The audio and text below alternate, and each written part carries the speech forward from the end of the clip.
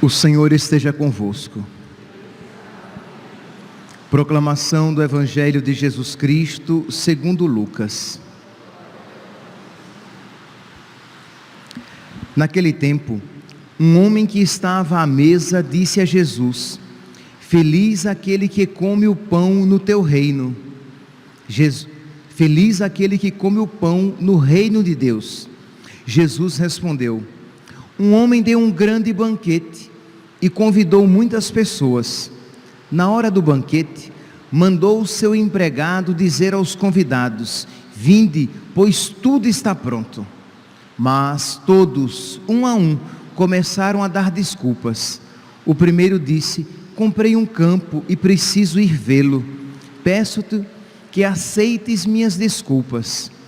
Um outro disse: Comprei 5 juntas de bois e vou experimentá-las. Peço-te que aceite minhas desculpas. Um terceiro disse: Acabo de me casar e por isso não posso ir. O empregado voltou e contou tudo ao patrão. Então o dono da casa ficou muito zangado e disse ao empregado: Sai depressa pelas praças e ruas da cidade. Traze para cá os pobres, os aleijados, os cegos e os coxos. O empregado disse: Senhor, o que tu mandaste fazer foi feito, e ainda há lugar. O patrão disse ao empregado: Sai pelas estradas e atalhos, e obriga as pessoas a virem aqui, para que minha casa fique cheia. Pois eu vos digo, nenhum daqueles que foram convidados provará do meu banquete. Palavra da salvação.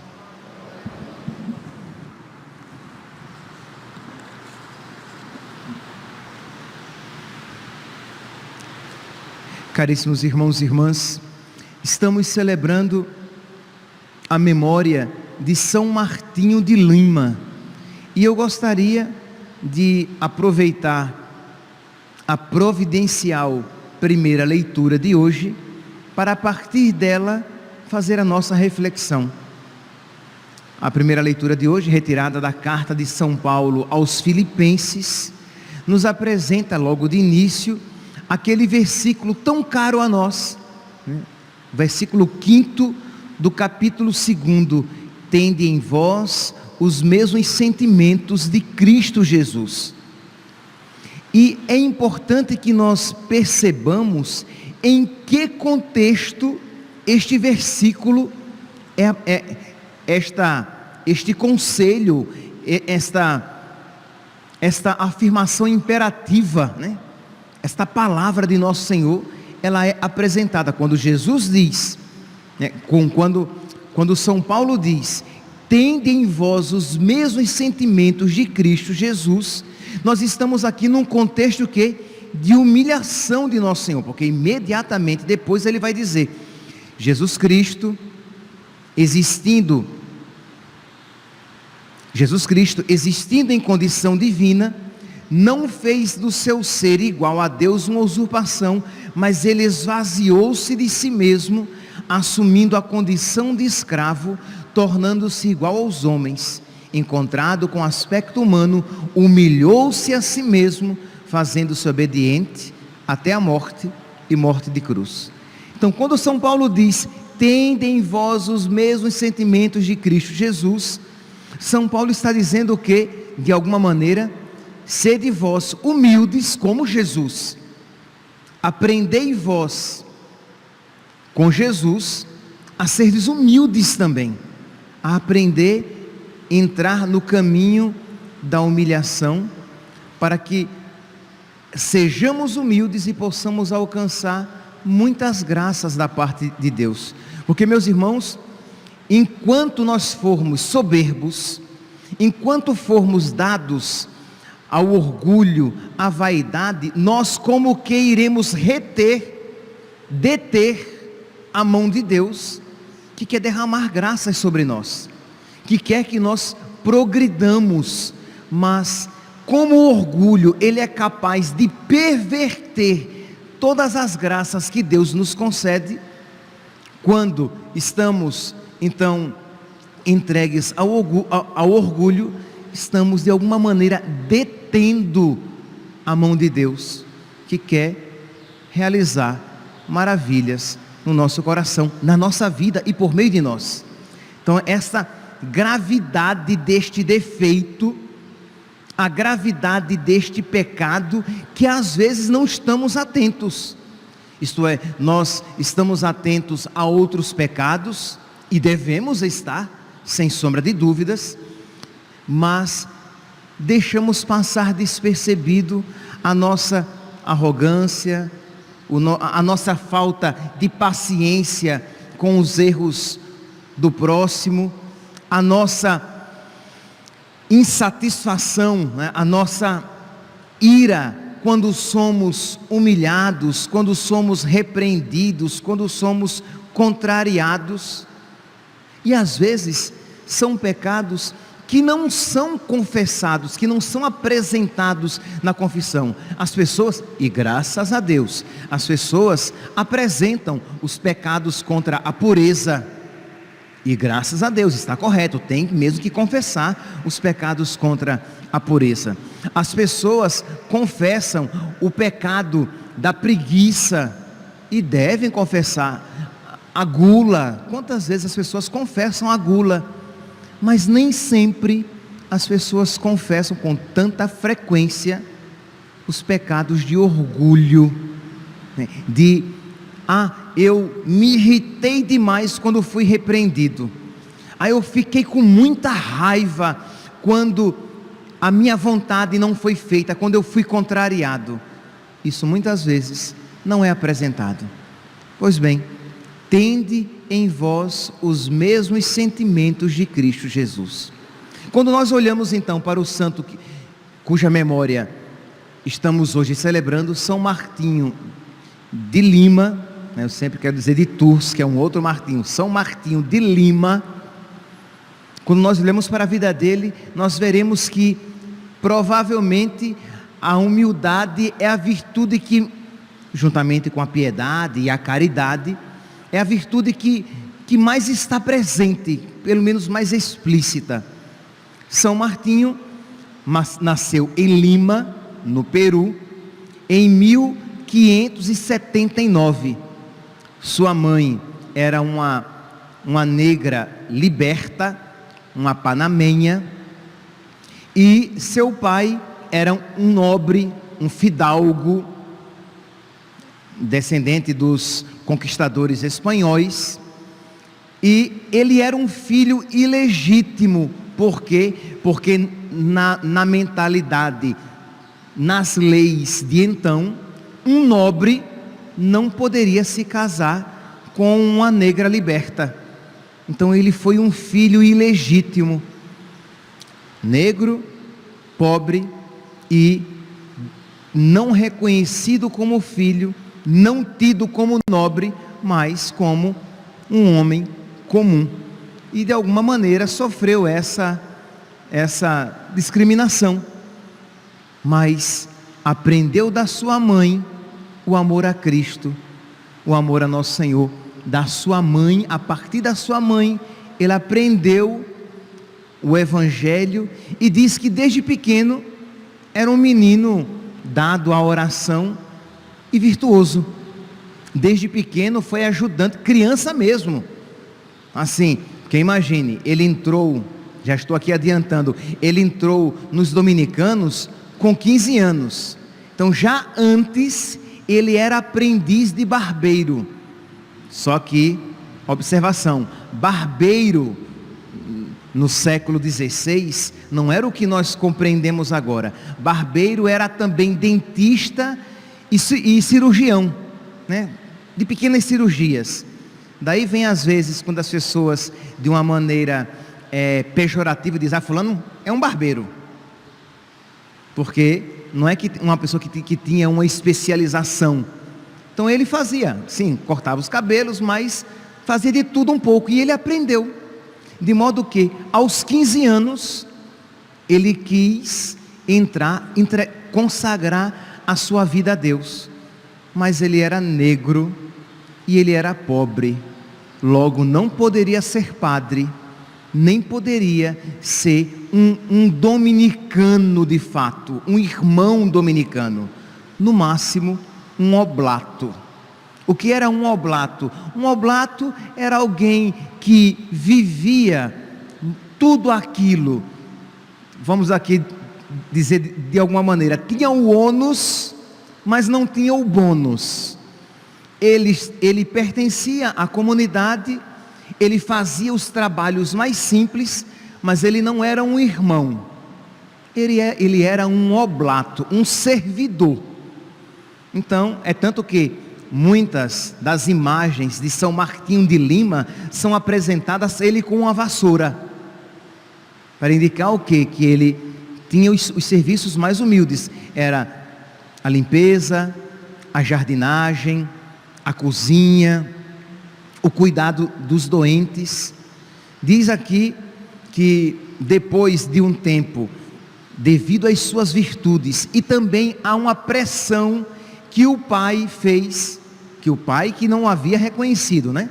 Mas que o pai fez, então por causa da pressão do pai e das suas virtudes, ele depois foi acolhido como irmão, ele se tornou irmão dominicano, mesmo que para ele isso não fosse importante. O que ele queria era amar a Deus e amar muito a Deus. E se aquelas humilhações tornavam de alguma maneira mais difícil o seu amor a Deus, aquelas humilhações eram amadas, eram queridas, porque era uma ocasião de ele amar Deus e se assemelhar mais a Jesus, que quando veio nos amar, amou-nos na humildade, na humilhação, embora fosse, primeira leitura de hoje, embora fosse de divina condição, Cristo Jesus não se apegou ociosamente a ser igual em natureza a Deus Pai, mas humilhou-se, fazendo-se um de nós, humilhou-se para nos salvar, e humilhou-se para nos salvar, morrendo e morrendo na cruz. Então percebe que Jesus Cristo poderia nos salvar com um estralar de dedos.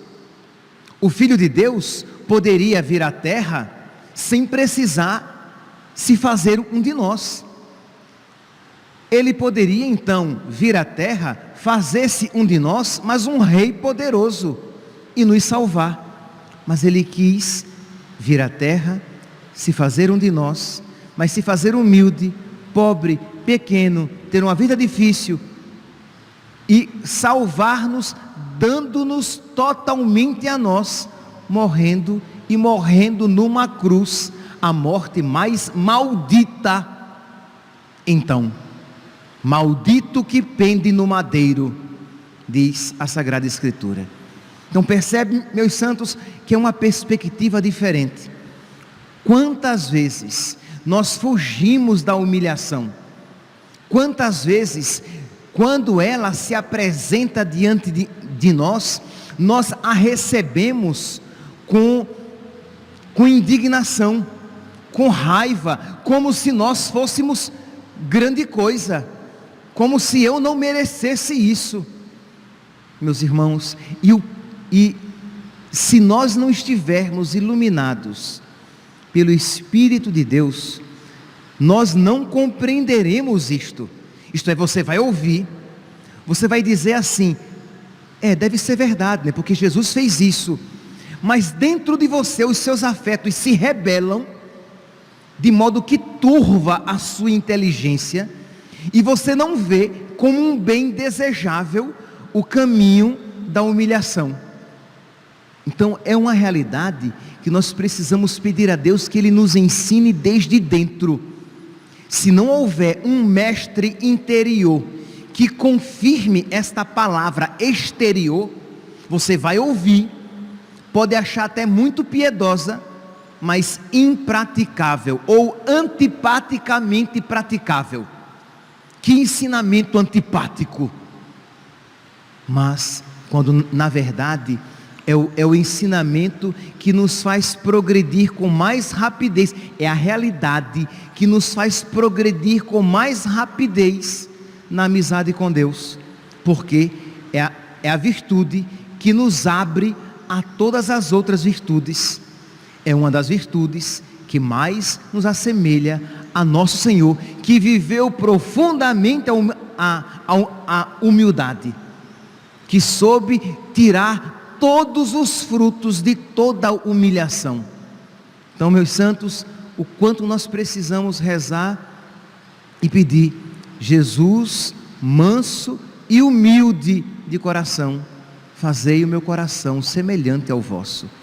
O meu coração, Senhor, é orgulhoso, o meu coração, Senhor, é vaidoso, eu não gosto de ser contrariado. E você precisa dizer isso, que se você fica mascarando a sua doença, você se incapacita a receber o remédio. Então você precisa apresentar a Jesus e dizer: Senhor, eu sou orgulhoso, eu sou vaidoso, e como me custa entrar no caminho da humildade, como me custa reconhecer que eu não sou nada. Por quê? Porque quantas vezes eu bato no balcão de Deus, como que exigindo dele graças, como se aquelas graças eu merecesse. Quantas vezes eu bato no balcão da vida, indignado por sofrer, porque eu acho que eu mereço uma vida muito boa, ou pelo menos uma vida tranquila. Quer dizer, quando isso eu digo, é arrogância, o orgulho, porque o que é que eu mereço? O inferno. O que é que eu mereço? O esquecimento de Deus. Eu não mereço ser ouvido por Deus, eu não mereço as graças de Deus. Então, quando de Deus recebo alguma graça, recebo com toda a gratidão.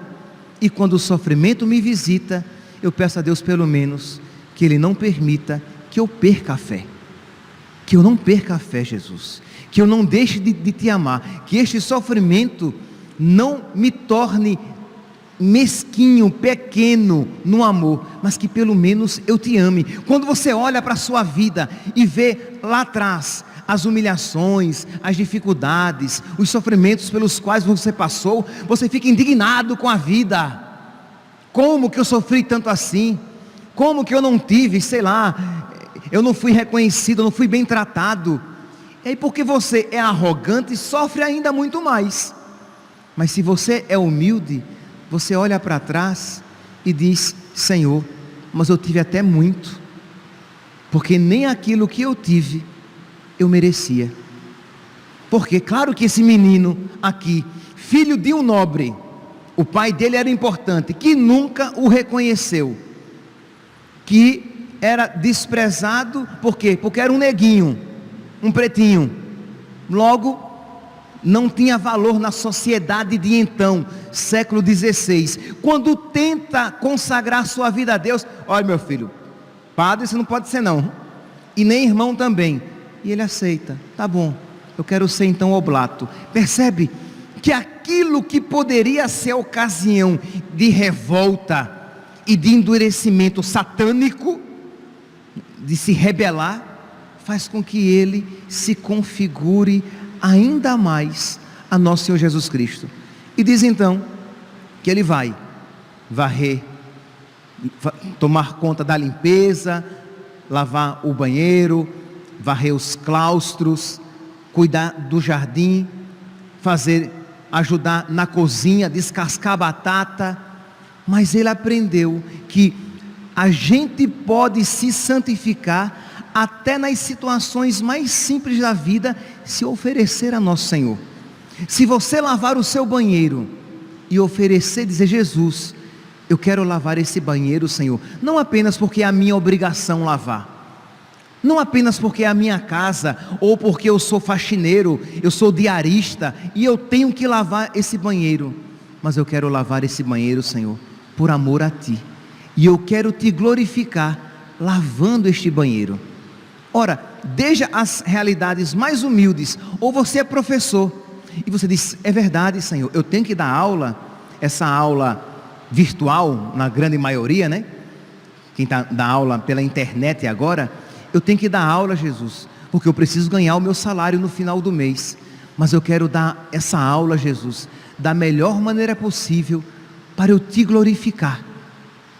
Percebe? Quando você tudo faz para a maior glória de Deus, Quando você faz as coisas porque você quer agradar a Deus naquilo que você está fazendo.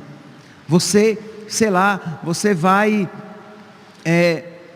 preparar a comida para os seus filhos. E é claro, você como mãe, como pai, você tem a obrigação de cuidar dos seus filhos. Mas você diz: Jesus, mas eu vou fazer isso. Por quê? Porque eu quero te glorificar lá no fogão, fazendo a comida. Eu vou celebrar a missa, e eu sei, a missa de manhã, normalmente, é minha, e eu tenho que acordar e vir celebrar. Mas se eu só fizer isso, mas se eu digo: Jesus, eu quero te glorificar, celebrando a minha missa, é diferente, percebe? Quando você faz tudo por amor a Jesus, de modo que as realidades mais simples, você é contrariado, e aí a vontade que você tem é de dizer umas poucas e boas, ou melhor, umas muitas e más, né? Nunca são poucas e boas, né? Quando a gente está com raiva, são sempre muitas e más. Aí você quer dizer umas muitas e más, e você segura a sua língua e diz: Jesus, para te glorificar, eu não vou dizer nada, Jesus, eu vou guardar, e não vou ruminar e me implodir, eu vou te oferecer, Jesus, como um presente a ti. Então isso nos santifica, isso nos aproxima de nosso Senhor. Então São Martinho de Lima foi se santificando, cuidava dos doentes, e os doentes, né, quem já cuidou de algum doente, ou quem já teve conhecimento mais próximo, sabe que às vezes o doente se impacienta, se irrita e é grosseiro. E quantas vezes os biógrafos dizem que os próprios doentes o chamavam de cão mulato, este cão mulato, este cachorro mulato, não está cuidando de mim direito, não trouxe o remédio na hora, não veio logo o que eu chamei, esse cachorro mulato. E diz que ele prontamente, com paciência, cuidava de todos eles, na grande maioria, irmãos dele, que já achavam uma ofensa, um preto está na ordem. Percebe assim, a humilhação que só de ouvir nos causa uma certa revolta, e se ele se revoltasse, iria guardar ódio e rancor no coração, e se tornar um demônio. Mas como ele fez disso uma ocasião para se unir a Cristo, dele um santo. Diz aqui que uma vez ele, sendo humilhado por um padre, o superior, porque imaginem, ele morreu com 60 anos, então ele passou algumas décadas ali na vida religiosa. Então ele cresceu e as pessoas começaram a ver as suas virtudes, mas sempre há aqueles que dizem: não, isso é mentira, isso é hipocrisia dele. Então teve um padre que o humilhava de uma maneira muito, desculpe-me aqui o pleonasmo, que o humilhava de uma maneira muito humilhante, que o chamava mesmo, que era um dos adjetivos pejorativos, este cachorro mulato, e humilhava. E quando o superior entrou, disse: Martinho, o que é isso? Porque assim, ele estava sendo humilhado e não dizia palavra alguma. E ele disse: não, padre, é porque eu estou recebendo cinzas. Isto é, ele estava fazendo referência à quarta-feira de cinzas, quando a gente ouve: lembra-te que és pó, e ao pó has de voltar. Então naquela humilhação em que ele era chamado de cachorro mulato, ele disse: mas eu sou pó. Então para o pó, até ser cachorro já é um elogio. Eu estou recebendo cinzas, padre. Então percebe aqui, meus santos, o caminho de santificação na humilhação desse homem. E é claro, ele venceu o ódio, o desprezo, com o amor, com a piedade, e foi ganhando também o coração até daqueles que dele não gostavam, ganhando o coração daquelas pessoas para Cristo. Sua vida de oração era exemplar, porque embora trabalhasse tanto, dizem, e os biógrafos são unânimes em dizer que ele tinha de 6 a 8 horas de oração. Isso aqui, que ele passava noites inteiras. Claro, meus santos, tem a virtude heróica, mas tem também a graça de Deus que sustentava aquele homem com pouquíssimas horas de sono para que estivesse na presença de Deus.